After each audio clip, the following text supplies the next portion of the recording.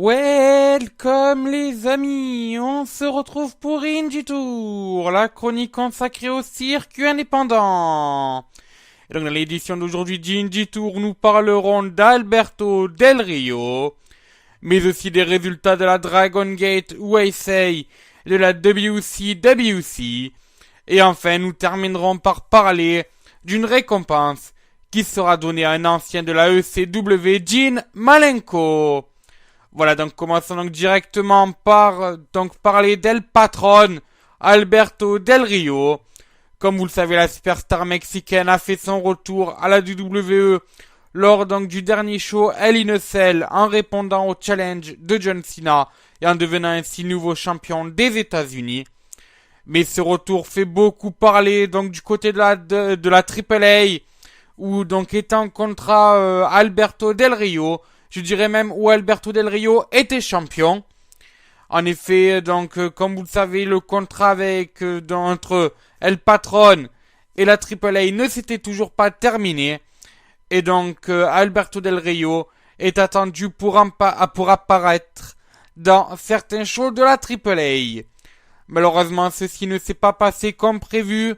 En effet, suite donc à cette signature du côté de la WWE, Alberto Del Rio a été convié en remplaçant Dwayne Orton, donc lors de la tournée européenne de la WWE, et ainsi Alberto Del Rio doit manquer les dates dont il était prévu à la Lucha Libre AAA.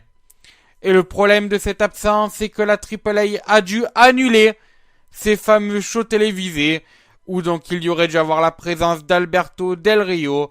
Mais le plus inquiétant, c'est qu'Alberto Del Rio devrait perdre sa ceinture de la AAA lors du prochain pay-per-view de la AAA, justement. Malheureusement, il se peut qu'il ne soit pas présent pour donc ce show-là. Et je dirais même qu'il y a très peu de chances de revoir El Patron à la AAA un jour, suite donc à ce contrat avec la WWE. Ce qui donc fait beaucoup réfléchir en coulisses, vu que la AAA doit absolument trouver une solution pour régler ce problème. Voilà, donc parlons donc maintenant des résultats de la Dragon Gate USA, de la Dragon Gate, qui a donc fait un show au Japon, un pay-per-view. Ce fut il y a 2 jours. Donc en ouverture du show, on a eu Super Shiza et Shiyaziko Boy qui ont battu Yuti and Yuzuka Santa Maria. Match assez court pour donc commencer le show. Over Generation ont quant à eux battu Die Hard et Darshik Boy.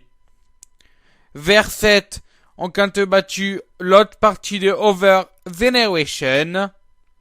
Die Hard ont quant à eux battu Jimmy's dans un nouveau match par équipe.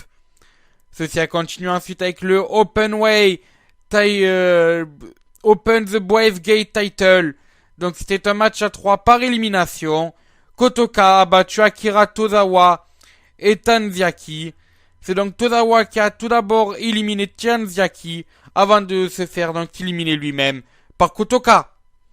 Ensuite on a eu The Open the Triangle Title et Over Generation a battu Jimmy's pour donc conserver son titre Open the Triangle Title.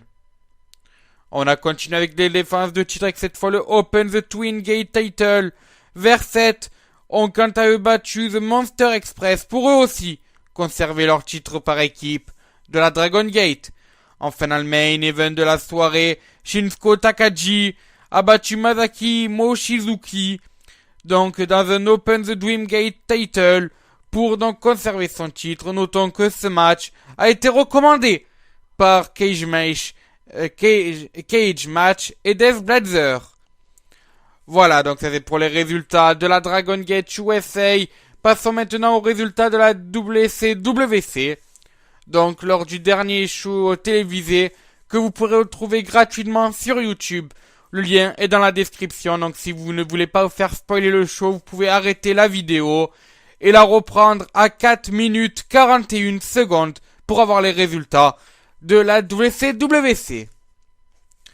Voilà, donc Matt Striker et Greg Romero ont perdu le match d'ouverture de ce show contre The Wayland Gentleman. Le match était gagné grâce à un flying clothesline sur Greg Romero. Hammerstone et Exil sont ensuite battus, mais le match s'est terminé dans un double count-out, après que les deux hommes se soient battus à l'extérieur du ring un peu trop longtemps. Don Joseph a quant à lui battu Clutch Kucera avec un East Coast Swing. Ethan HD a lui battu Eric White après que son partenaire par équipe, Mike Santiago, ait donné un coup dans la nuque d'Eric White alors que l'arbitre était occupé. Enfin, dans le main event de la soirée, Gangrel a battu Tishon Sprich pour donc défendre son titre de la WCWC après un DDT sur une citrouille. Voilà, donc ça c'est pour les résultats de la WCWC. Enfin, donc terminons avec une récompense qui donc va être desservie à Dean Malenko. En effet, l'ancien de la ECW va recevoir le titre du Hardcore Hall of Fame. Donc le Hardcore Hall of Fame est une récompense qui est donnée à tous ceux qui ont marqué la ECW et surtout la ECW Arena.